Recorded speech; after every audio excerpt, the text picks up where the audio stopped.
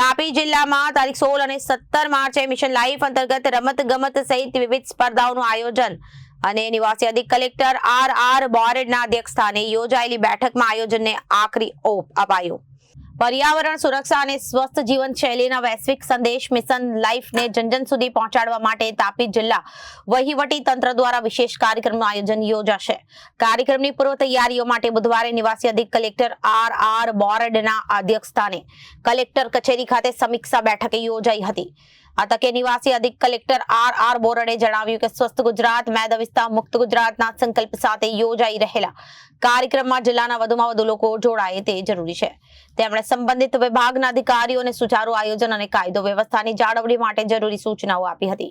આગામી તારીખ 16 અને 17 માર્ચ 2026ના રોજ વિયારાના સૈયાજી ગ્રાઉન્ડ ખાતે વિવિધ સ્પર્ધાઓ યોજાશે, જેમાં કબડ્ડી, રસ્સાખેંચ અને સાયક્લોથોન જેવી રમતો તથા પર્યાવરણ જાગૃતિના સંદેશ સાથે રંગોળી અને વારલી પેઇન્ટિંગ જેવી કલાત્મક સ્પર્ધાઓનું આયોજન કરવામાં આવ્યું છે। Reporter Ashish Gavit, Janadesh news, વિયારા।